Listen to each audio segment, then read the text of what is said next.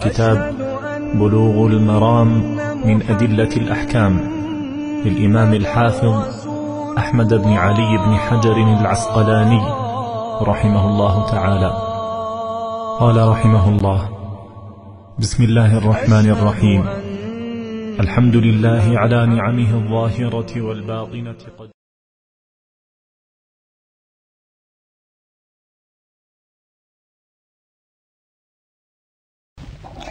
बिस्मिल्लाहिर्रहमानिर्रहीम।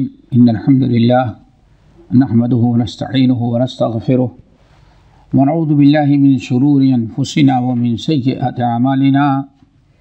मन यहदिहिल्लाहु फला मुदिल्ल लहु व मन युद्लिलहु फला हादिय लहु व अशहदु अन ला इलाहा इल्लल्लाहु व अशहदु अन्ना मुहम्मदन अब्दुहु व रसूलुहु। या अय्युहल्लज़ीना आमनुत्तक़ुल्लाहा हक़्क़ तुक़ातिह वला तमूतुन्ना इल्ला व अंतुम मुस्लिमून। या अय्युहन्नासु इत्तक़ू रब्बकुमुल्लज़ी ख़लक़कुम मिन नफ्सिन वाहिदा व ख़लक़ मिनहा ज़ौजहा व बस्स मिनहुमा रिजालन कसीरन व निसाअ वत्तक़ुल्लाह अल्लज़ी तसाअलून बिही वल अर्हाम इन्नल्लाहा काना अलैकुम रक़ीबा। या अय्युहल्लज़ीना आमनुत्तक़ुल्लाहा वक़ूलू क़ौलन सदीदा युस्लिह लकुम आमालकुम व यग़फिर लकुम ज़ुनूबकुम व मन युतिइल्लाहा व रसूलहु फ़क़द फ़ाज़ फ़ौज़न अज़ीमा।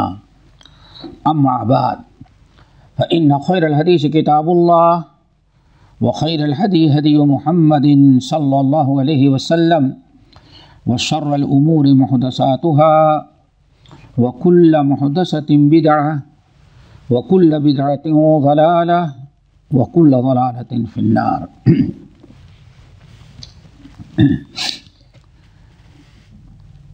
मोहतरम हज़रात, दीनी भाइयों बहनों, बुलूग़ुल मराम की किताबुल हज की शरह में शरीक होने वाले दोस्तों, नबी अलैहिस्सलाम के हज का सफ़र हज की अहादीस चल रही थी कि आपने हज्जतुल विदा हज कैसे किया। जाबिर बिन अब्दुल्लाह रज़ियल्लाहु ताला अन्हुमा हदीस के रावी हैं, जैसे कि आपने सुना। वो वही एक तवील हदीस नकल की है। पिछले दर्स में हम यहाँ तक पहुँचे थे कि नबी अलैहिस्सलाम यौम अरफा को गुरूब शम्स तक तो आप अरफात में दुआएं कर रहे थे।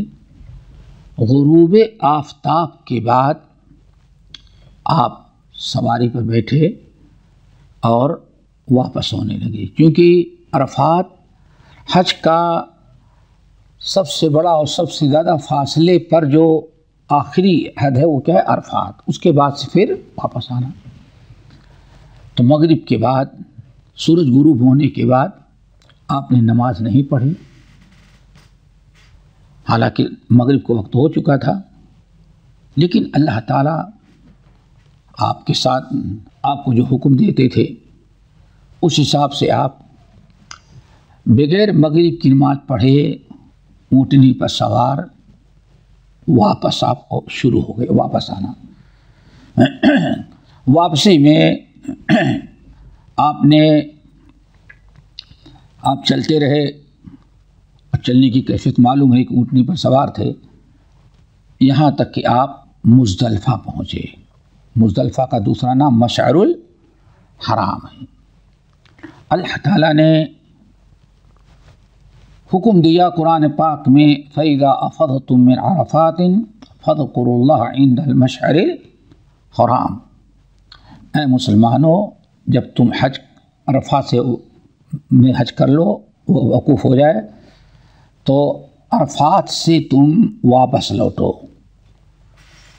और मशअरुल हराम में अल्लाह ताला फ़ज़्कुरुल्लाह इंदल मशअरिल हराम, मशअरुल हराम में अल्लाह ताला का ज़िक्र करो। अल्लाह ताला ने ये हुक्म ईमान वालों को दिया था। नबी अलैहिस्सलाम आए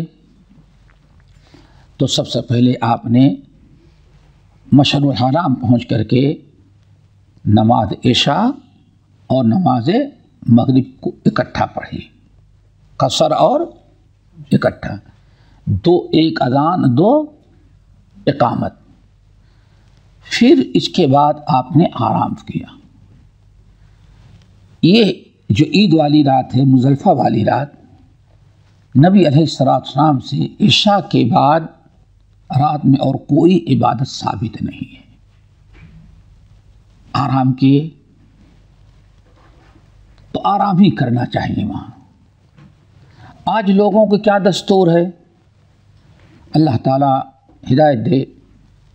कुछ लोग तो मिना ही में आके रुकते हैं और कुछ सीधे मक्का आके रुकते हैं, वहाँ बस गुज़रते हैं।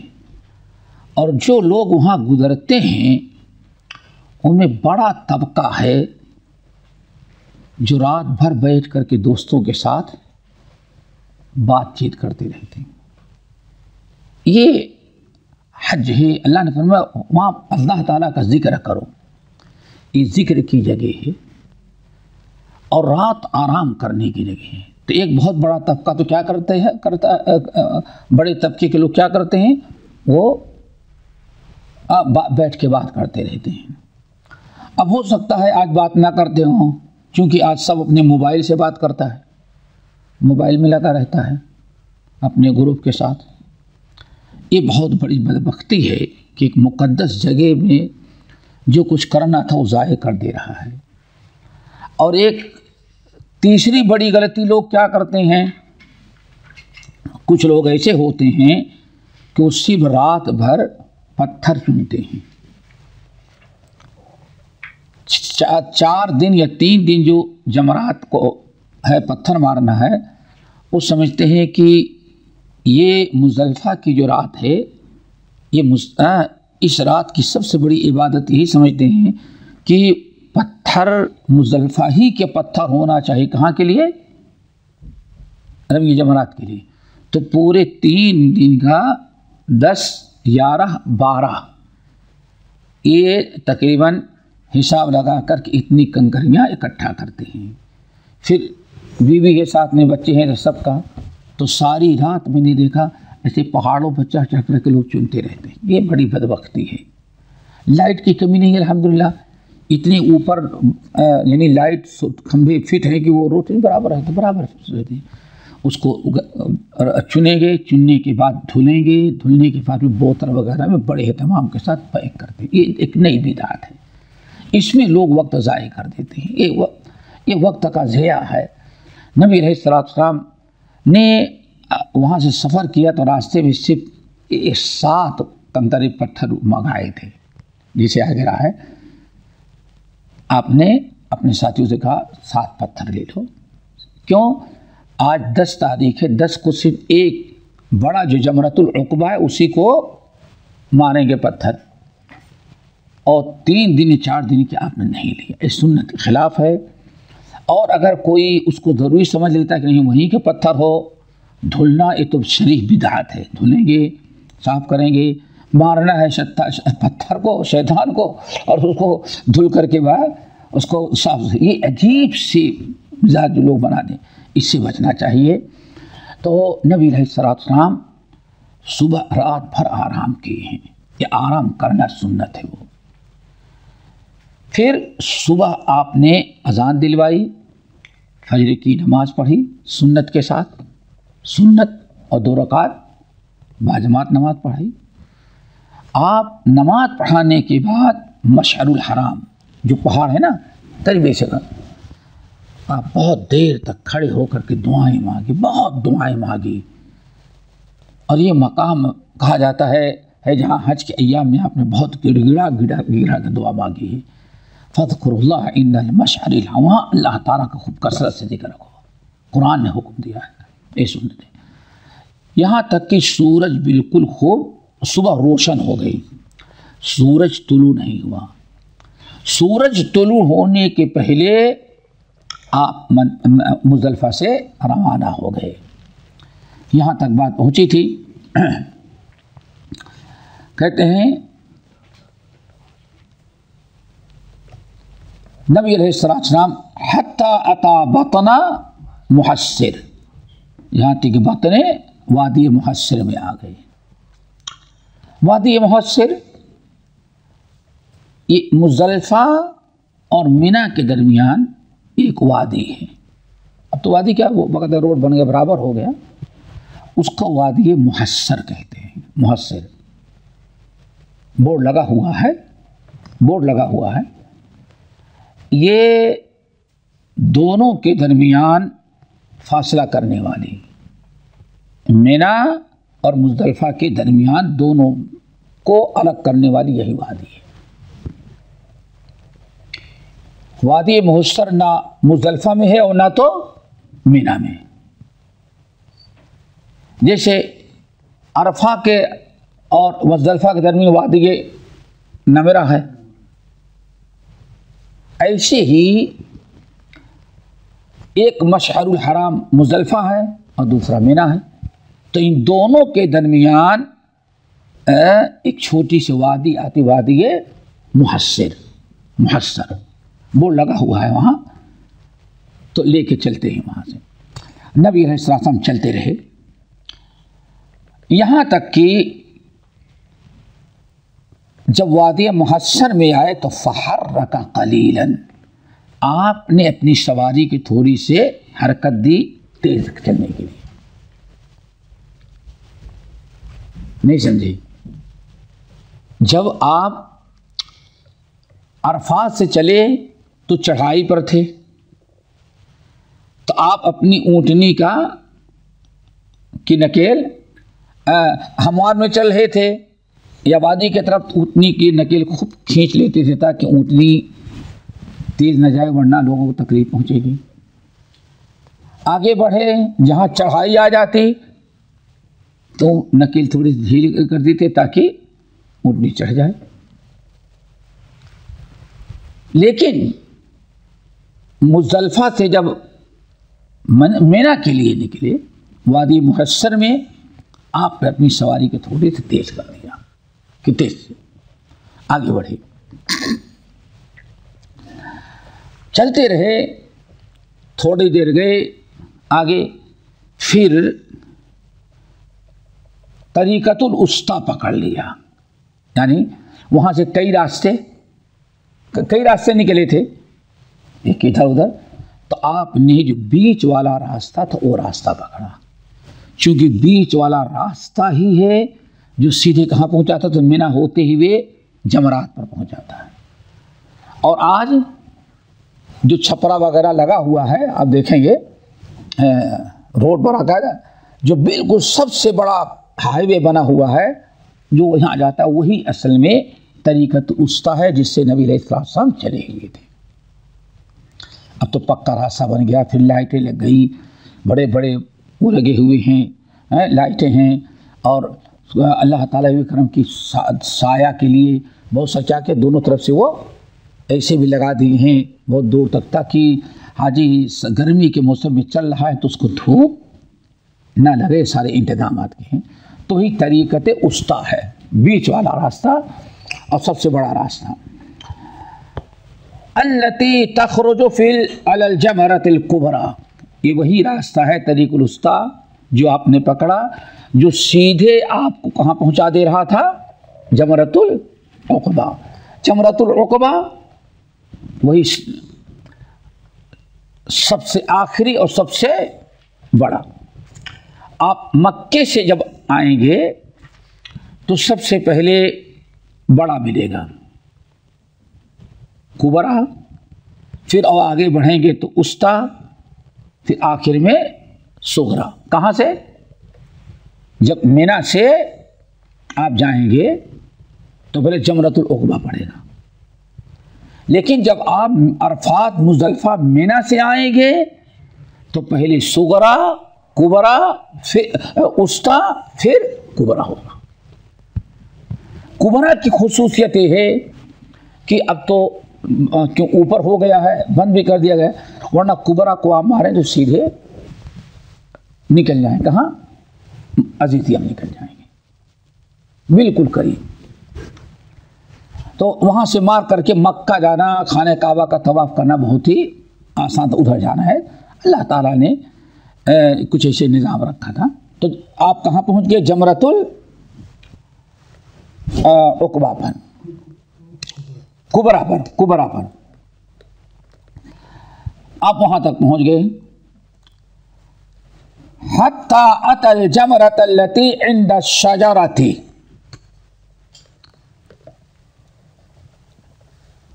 नबी अलैहिस्सलाम ने, आप आगे बढ़े यहाँ तक कि आप पहुँच गए उस जमरात पर जहाँ एक दरख्त था। पुराने के समय दरख्त ऐसे नहीं जैसे यहाँ होते हैं, आज भी देखेंगे वहाँ दरख्त बस वही जैसे हमारे यहाँ बबूल का होता है, सूखा साखा, ऐसे ही कोई बहुत ज़्यादा हरा भरा नहीं। अब तो बहुत दरख्त लगा दिए गए, नीम वगैरह के दरख्त, जिससे काफ़ी साये का इंतज़ाम हुआ है, मुझे पहले कुछ नहीं था। तो आप वहाँ पहुँचे। फरमाहा बिसबअ युकब्बिरु मा कुल्ल हसातिन मिनहा कुल्ल हसातिन मिस्ल हसल खसफ। नबी अलैहिस्सलाम दूसरी रिवायत में जब वहाँ से निकले, कहाँ से? मुज़दलिफ़ा से, तो कुछ ही कदम आप गए थे तो वहीं आपने क्या ले लिया था? वहीं से पत्थर उठा लिया था। सिर्फ 7 पत्थर उठाया, आपको पत्थर दिखाया गया, आपने ऐसे देखा और फरमाया इतने ही बड़े पत्थर इस्तेमाल करना, इतने ही बड़े पत्थर इस्तेमाल करना, उससे बड़े नहीं हो।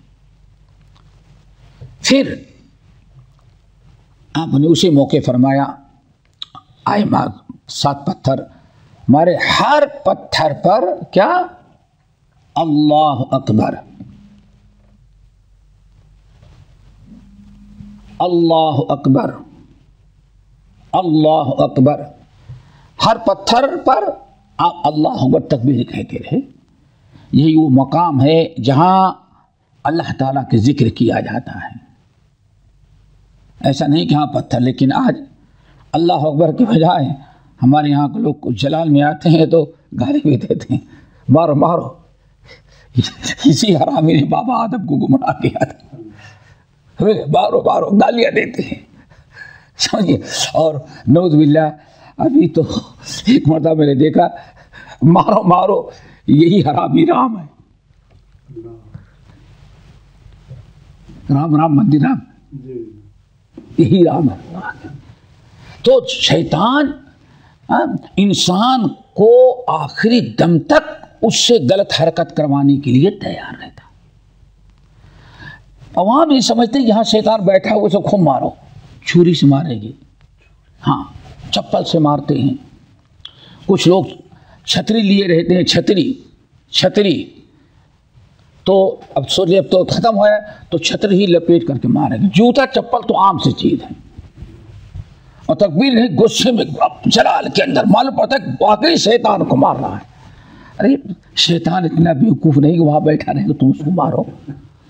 वो सिर्फ क्या है, एक अल्लाह ताला का जिक्र है, मशाइर हरम में हज में से है, इब्राहीम अलैहिस्सलाम से सुन्नत चली आ रही है, किफ़ू अला मशाइरिकुम फ़इन्नकुम अला इर्सिन मिन इर्स इब्राहीम अबीकुम इब्राहीम। ये सारी चीज़ें इब्राहीम अलैहिस्सलाम की यादगार है, मारो उनको। इससे ज़्यादा वहाँ कोई शैतान नहीं है कि आप उससे वहाँ गाली वल्ला माँ बाप बहन की गालियाँ देते हैं।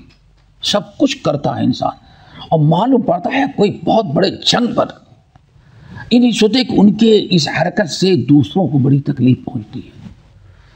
सबसे मुश्किल जो चंद मकामात हज में थे, रमी जमरात, पत्थर मारना लोगों की जहालत की बिना पर कोई आसान नहीं था। जो वहाँ घुस जाए, समझ गए ना, जो वहाँ घुस जाए समझ जाओ कि वो कामयाब है। बल्कि लोग कहते थे कि बॉम्बे के लोग बहुत आसानी से कर लेंगे। क्यों? कहते लोकल में चढ़ते हुए उनको धक्के खाने की आदत है, समझ गए ना। कहते थे बॉम्बे के लोगों के लोकल पर चढ़ने की धक्के की आदत संभालना होता था, कहते हैं इसीलिए वो लोग होते। लेकिन इतना रोएला, अल्लाह अकबर, सबसे मुश्किल तरीन, और आदमी को धक्का लग गया, गिर गया तो फिर उसका उठना बहुत मुश्किल होता है। इतनी क्यों, आप खड़े हुए उठाने के लिए झुके, उधर से दूसरा लाया, धक्के दिया, आप फिर उठ गए। ये बहुत बड़ा मसला होता है, गिर जाने के बाद उठना बहुत मुश्किल।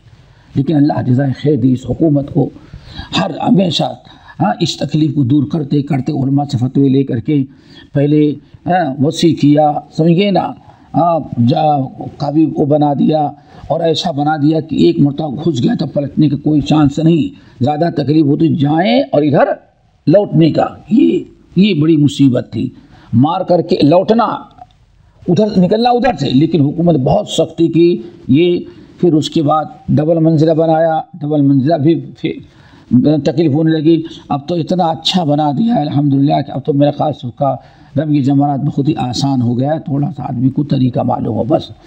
तो ये नबी अलैहिस्सलाम ने मारा और फरमाया इख़वानी लिमिस्ल हादा फरमो, ऐ मेरे भाइयों, ये देखो छोटे छोटे पत्थर, इतने ही बड़े पत्थर से मारना।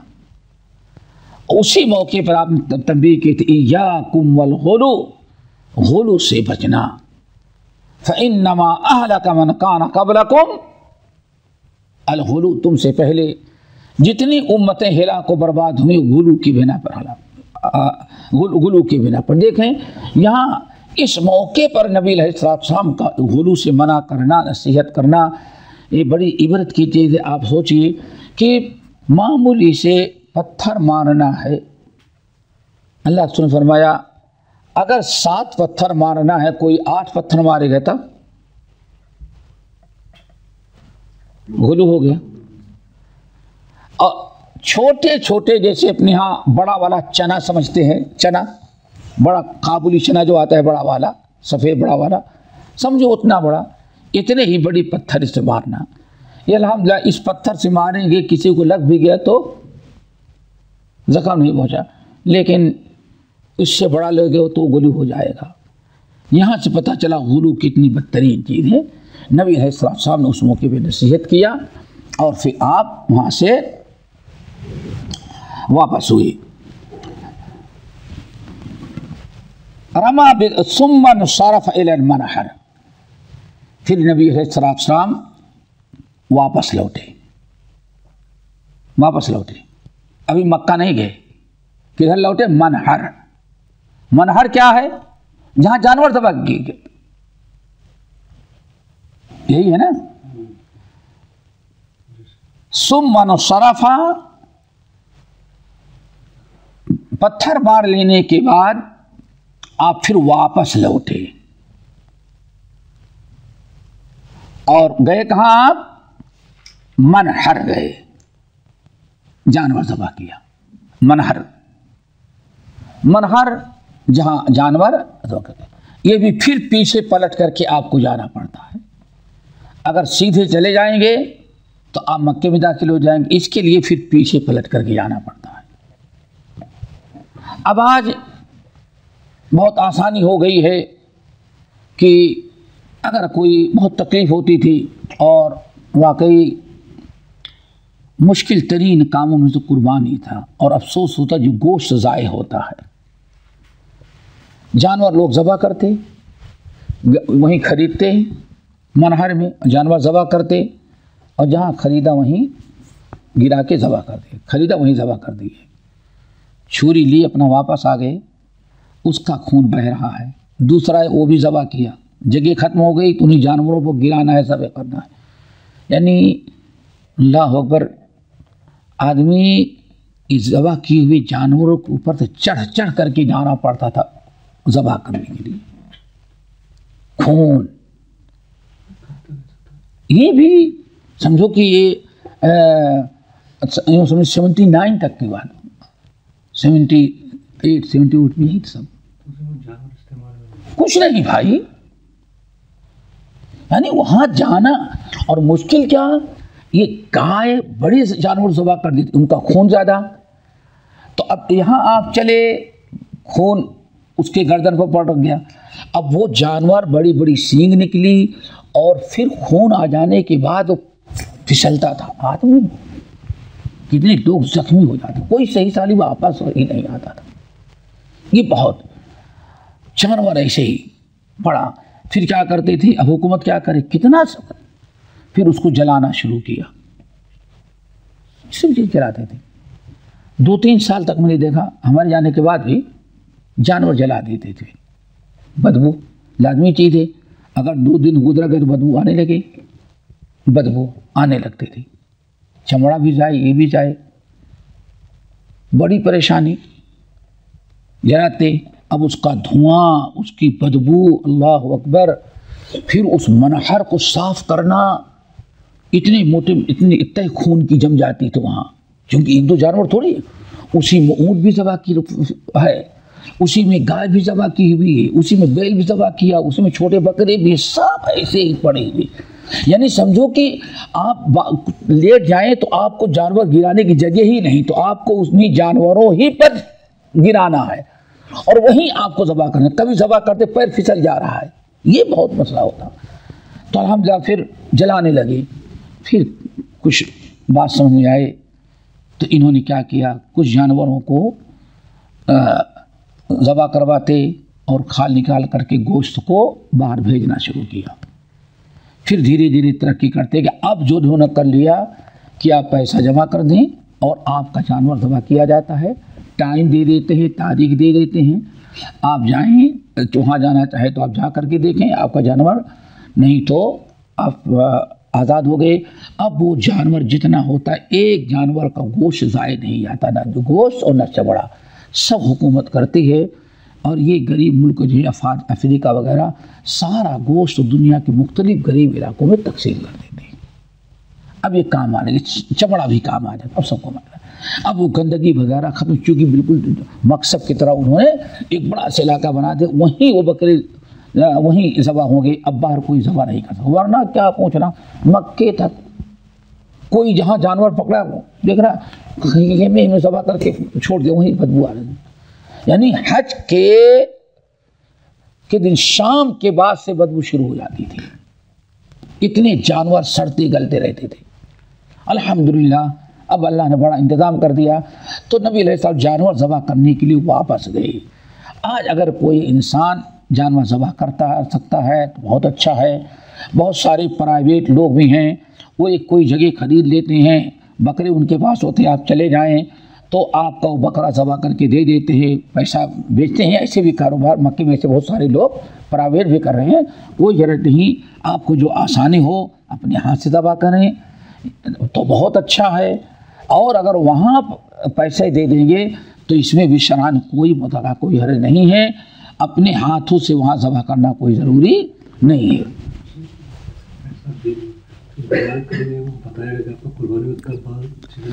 नहीं आती बात, आते हैं इंशाल्लाह। फिर नबी अलैहिस्सलाम वहाँ नहर, जानवर नहर यानी जानवर ज़बह किया। सुम मारा के रसूल सल्लम, फिर रसूल सल्लम सवारी पर सवार हुए। फाफाद इल्लल बैत, यहाँ एक चीज़ छूट गई है। नबी अलैहिस्सलातु वस्सलाम, ये 4 चीज़ें याद रखिएगा जो आपने किया। अच्छा, नबी अलैहिस्सलातु वस्सलाम ने जानवर जब ज़बह किया तो ज़बह करने के बाद आपने ऐलान कर दिया, नहर तो हा होना व मिना कुल्लुहा मनहर। 3 मौके पर आपने ऐलान किया, नहर तो हा होना, अरफात में आपने क्या फरमाया था, वक़फ़ तो हा होना व अरफा कुल्लुहा मौक़िफ़, ठीक है ना।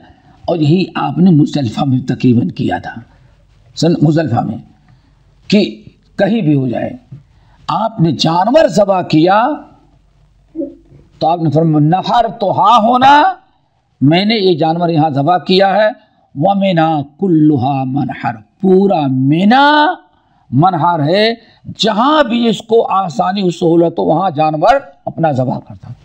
ये आम जानवर नहीं, कुर्बानी वाला। ये यहाँ किस जानवर की बात हो रही है,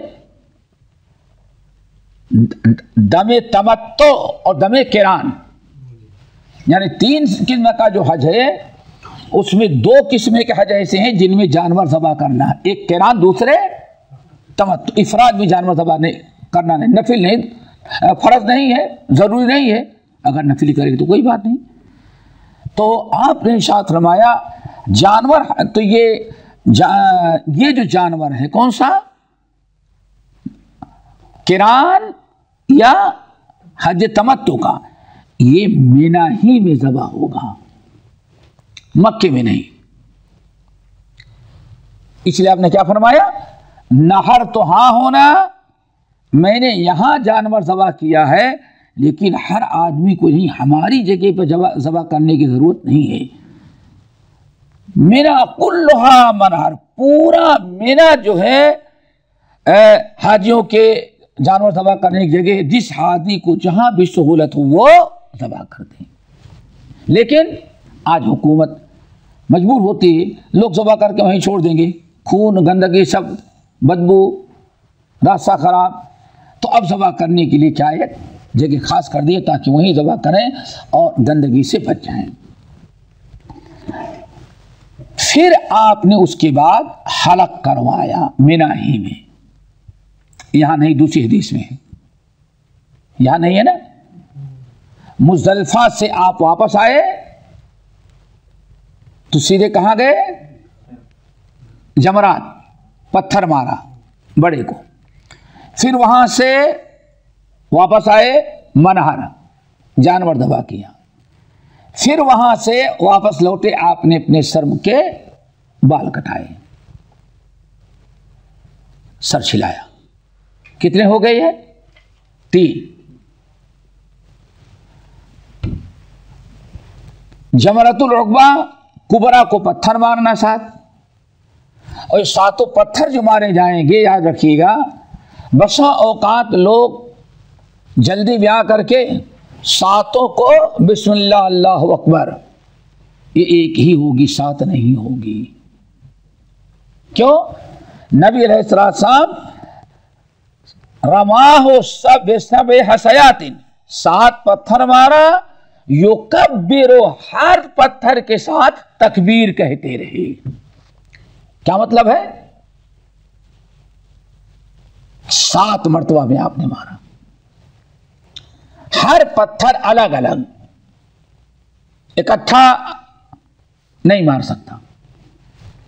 तो पत्थर मारना, फिर उसके बाद जानवर ज़बह करना, उसके बाद बाल निकलवाना, ठीक है ना, ये तरतीब ही है। फिर उसके बाद खाने काबा का तवाफ जाकर तवाफ इफादा, ये 4 आमाल हैं। हाँ, ये कितने हैं, ये 4 आमाल हैं। ये 4 आमाल नबी अलैहिस्सलाम ने आज ही किया। यानी कौन सा दिन था ये, यौमुन नहर, ज़िलहिज का 10वां दिन, ईद उल अज़हा। लेकिन अल्लाह के रसूल ने ईद नहीं पढ़ाई, फजर की नमाज पढ़ाई, ईद उल अज़हा की नमाज नहीं पढ़ाई। मक्के में होगी लेकिन मेना वगैरह में ईद की नमाज नहीं हुई। हाँ, जो आबादी मेना के किनारे किनारे या कुछ लोग मेना के उस पर बना रखे हैं, मेना का जो के हिस्से में अगर उनका कोई मकान है, वहाँ लोग जो है उनके ऊपर ये ईद की नमाज है, लेकिन हाजी के ऊपर ईद उल अज़हा की नमाज नहीं है। ये 4 आमाल है करना। अब इन 4 आमाल में अगर कुछ आगे पीछे हो जाए तो कोई हर्ज नहीं। ये बात नहीं समझ में आई। इन 4 आमाल में तकदीम और ताखीर हो जाए, आगे पीछे हो जाए, जैसे किसी ने पहले नहीं मालूम था बाल कटा लिया, किसी को नहीं मालूम है वो जानवर ज़बह कर दिया, किसी को पता नहीं था या जरूरी नहीं समझा, चला गया मक्का, तवाफ़ इफ़ादा करके फिर लौट कर क्या रहा है, पत्थर मार रहा है। ये चारों जो हैं तरतीब तो यही है। मुस्तहब क्या है? सुन्ना, पत्थर, जानवर दबा करना, हलक करवाना। अब इसके बाद ये 3 अमल कर लेने को तहल्लुल सुगरा हासिल हो गया। अब जितनी चीजें इहराम की वजह से ममनू थी सब आपके लिए हलाल हो गई, सिवाय बीवी के। सिवाय बीवी के सारी चीजें हलाल। आप खुशबू इस्तेमाल करें, नाखून तरसवाएं, सिले हुए कपड़े पहने, नहाएं धुले, सब कुछ हलाल हो गया। सिर्फ बीवी हराम है बस। इसको कहते तहल्लुल सुगरा। जब आप तवाफ इफादा भी कर ले तब तहल्लुल कुबरा हासिल हो गई। यहां ये बता रहा था कि इनमें अगर थोड़ी से तकदीम और ताखीर हो जाए तो कोई मुदाका नहीं। नबी अलैहिस्सलाम ने ऐसे किया, लेकिन बाद में सवालात शुरू हो गए।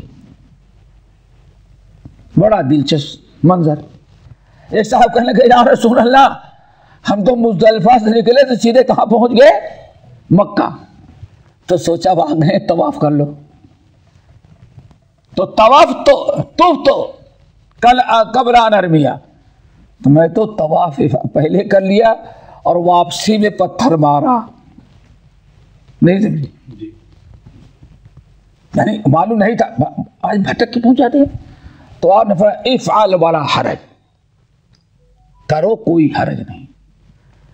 जब एक को अल्लाह ने जवाब दिया, दूसरा खड़ा, या रसूल अल्लाह नहर तो कबल अनरमिया, हम तो बस क्या बताएं, आ रहे थे रम के जमरात के लिए, रास्ते में कोई बकरा बिक रहा था, मैंने खरीदा, वही ज़बह कर दिया। और अब पता चला कि आपकी सुन्नत है कि जमरात के बाद आपने फरमाया इफ़अल वला हरज, करो कोई बात नहीं।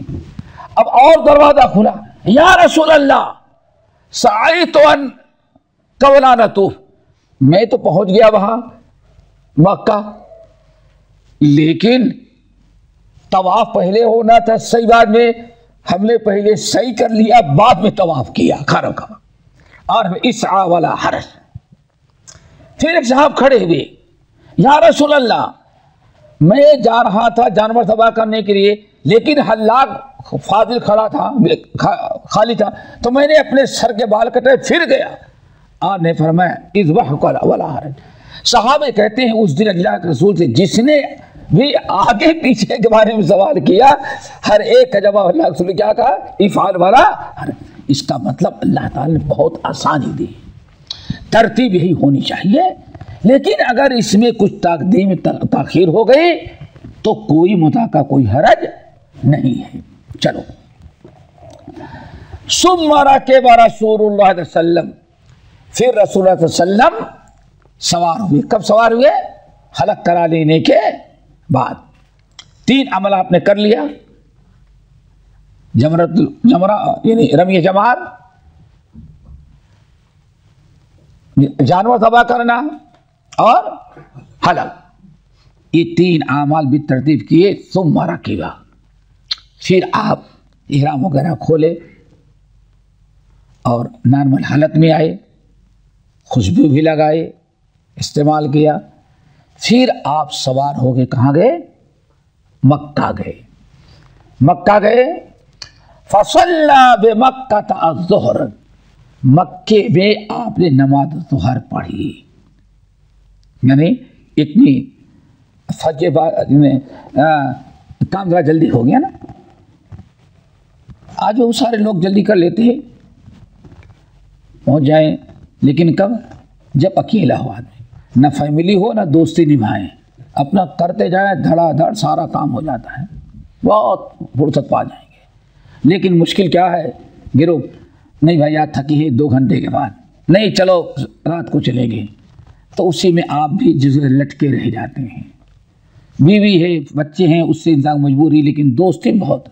लेकिन अगर इंसान अपना कर ले, ठान ले, नहीं भाई एक तो होता आसान है, सबके नंबर अपने पास हैं, कोई मुझे बताए आदमी अपना अपना कर ले तो बहुत आसानी से दो एक साथी हिम्मत कर ले तो नबी अलैहिस्सलाम ज़ुहर के वक्त फारिग हो गए, तवाफ इफादा और सफ़ा मरवा की सही करके आप फारिग हो गए। ये यहीं तक इमाम मुस्लिम ने हदीस नकल की है, इब्न हजर नकल किया। इसके अलावा भी इस बाब के अंदर इस हदीस में और बहुत सारी चीज़ें हैं जो मुसन्निफ ने छोड़ दिया है।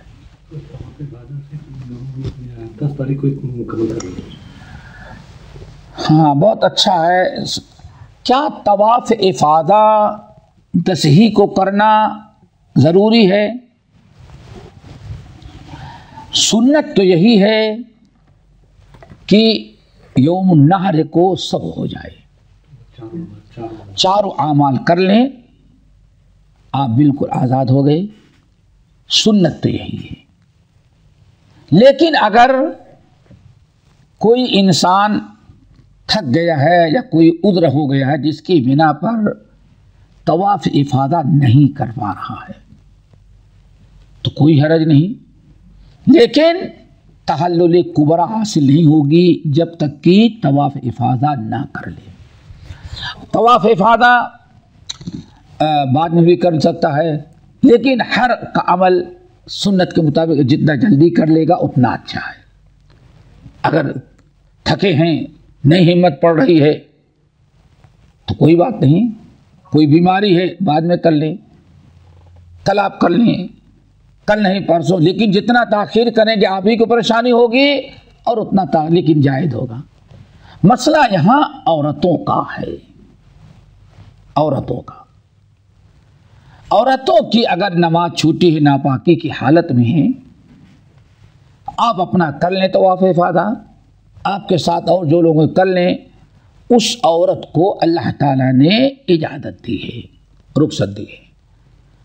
अगर उन अय्याम में उसका पीरियड मुकम्मल हो गया, गुस्ल करके पाक हो गई, तो आके वो तवाफ इफादा अपना करेगी। और अगर पूरे अय्याम में मिना ख़त्म हो गए और काफिला वहाँ से मक्के आ गया और औरत अभी पाक नहीं हुई तो औरत इंतज़ार करेगी, एक दिन, 2 दिन, 3 दिन। जब पाक हो जाएगी तो नहा धुल करके मुकम्मल पाकी हासिल करके हो जाएगी, तवाफ इफादा करेगी और सफ़ा मरवा की सही करेगी। उसके सवाब में कोई फ़र्क नहीं आया। औरत को अल्लाह ताला ने इतनी रुखसत दी है औरतों के लिए, लेकिन मर्दों को जितनी जल्दी हो करके फारिग हो जाए। औरतों के लिए तवाफ़ के लिए तहारत शर्त है, तो जब तक वो पाक नहीं होगी तब तक वो इंतज़ार करेगी, लेकिन वो इंतज़ार करेंगे तो सवाब उनको पूरा का पूरा मिलेगा। कितना बाकी?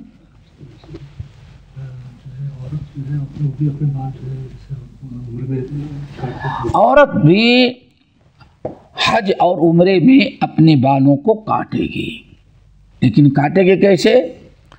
सारे बालों को इकट्ठा करके आखिर में थोड़ा सा वो काट लेगी। सुन्नत औरत के लिए इतना ही काटना है। औरत के लिए ना तो ज़्यादा छोटा कराना है और ना तो औरत के लिए क्या है मशीन से कटाना। औरत अपने सहेलियों के साथ होगी या कोई उसका शौहर होगा या महरम होगा, या औरत खुद अपने हाथों से वही कैंची से किनारे थोड़ा सा काट लेंगे, बस काफ़ी है। वो टाइम है, छोड़ देंगे अगले दूसरे को नहीं, जैसे कहें मेरे ख्याल से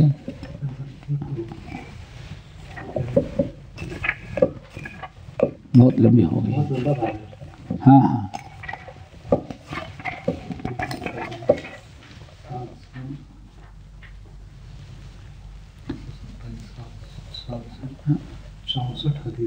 हाँ तो छोड़ दो फिर, अगले बाब से करें। हाँ है, बाब में हदीसें हैं। हाँ काफ़ी हदीसें हैं अभी। हाँ ठीक है, आइंदा कर लेते हैं इंशाल्लाह, ताकि ये पूरा अपना अलग रहे। तवील हदीस जो है ना ये पूरी अलग रहे।